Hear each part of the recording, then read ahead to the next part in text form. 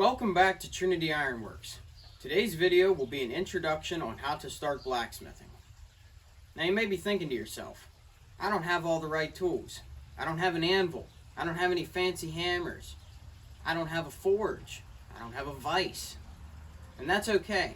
That stuff will come with time if you find that you enjoy your craft. Now to start off, there's a few basic things that you're going to need, such as a hammer, some form of an anvil, whether that be a splitting maul head, an old sledgehammer head, a railroad saddle, some random piece of plate steel, a railroad track. All of those will do just fine to start out. You're going to need something to hold your metal, such as a pair of channel locks, vice grips, pliers. You could even get away with a very sturdy pair of kitchen tongs if you don't have any of these. A wire brush also comes in very handy to keep your metal clean, keep scale off of everywhere, and it keeps scale off of your metal from building up and possibly flying into your eye. And that's another thing. A good pair of safety glasses is very important. Now you don't need to buy an expensive pair to start out. If you have an old science kit that had a set in them, or you got an old pair laying around the house, those will do just fine. But if you really find you like it, I would strongly suggest investing in a very good pair, because it is important. Scale is produced when the hot metal reacts with the oxygen in the environment. It creates this stuff, and that stuff can fly into your eye, and it does, and it will if you don't wear safety glasses. And sometimes even if you do, it can happen a little bit. But you wearing safety glasses will ensure most of that will stay out of there. And I can tell you personally, it's not a fun time when that happens. And you might be thinking now, well, he didn't say anything about gloves. I'm going to burn myself. That metal's hot. And well, yeah, it is.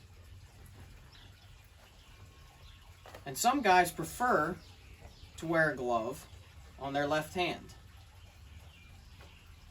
or their hand that holds the metal. And that's fine. There's nothing wrong with that. I don't do it because I find that I don't have as much control over my metal. I don't have as much control with my tongs when I have a glove on my left hand. Now you're thinking, what about the right hand? Ditch that. The reason you don't want to wear a glove on your right hand is because leather is slippery. Whatever leather it is, whether it's suede or not, it's going to be slippery on the handle of that hammer. Even if it's a rubber handle, it still moves around a little bit because the leather slides under the skin of your gloves. And what that does, that slipping is causing you to grip your hammer harder than you need to. It's causing you to grip much harder actually than you really need to grip your hammer. And that can cause problems in your arms. That can cause tendinitis, it can cause your muscles to tense up, and it won't help to build muscle and build that muscle memory of forging. So don't worry about the glove on the right hand. Even if you get burnt, that's part of it. A glove on the left hand is fine. Not a big deal. It's up to you. If you find that you don't want one, and you feel that you have better control without it, that's okay. So, what do you do to heat your metal? Do you use a gas forge? Do you use a coal forge? Well, you probably don't have that. But if you have access to firewood, if you just have a bunch of sticks in your yard, build a big fire. Build a real big wood fire. Dig a little hole in the ground, build that fire up, and if you have an old hairdryer or something, that works great. An old hairdryer works great. A leaf blower running on a low setting, possibly with controlling the air a little bit, that can work too. You really don't even need an air source if you don't have it. That's just an option if you do. So build yourself a fire, a big hot wood fire. And I'm not talking a bonfire that's 12 feet high, just a really hot fire.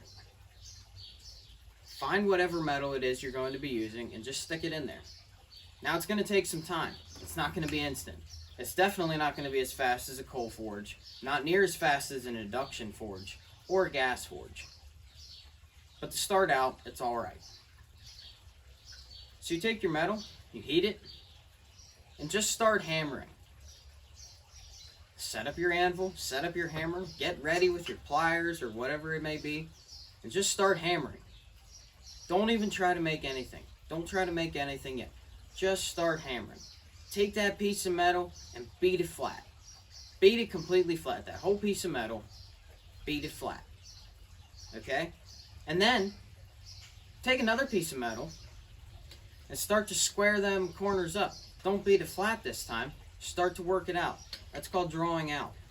And we'll get to that in another video. But just to start, just start hammering around. Build yourself a fire. Acquire some tools.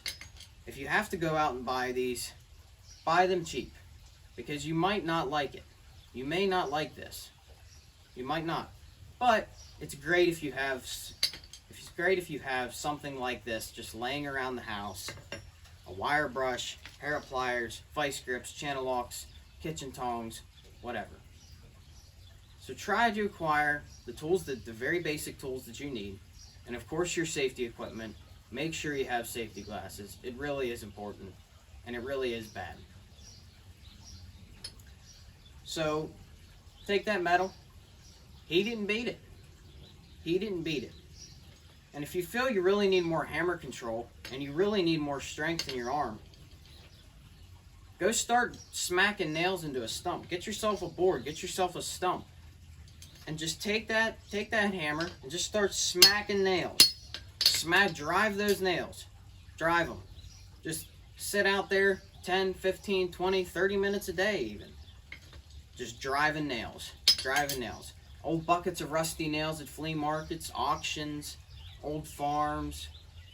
If you feel you need that control, if you feel you need that strength, and it's always not a bad thing. It's not going to hurt you. It's only going to help.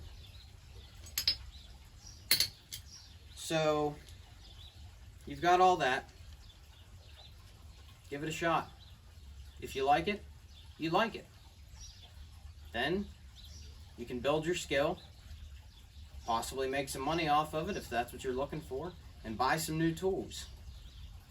And if you don't like it, well, it wasn't too much of a loss if you had the stuff laying around. Thank you guys. I appreciate it. Make sure to like, share, and subscribe. I love all of you. Forge on.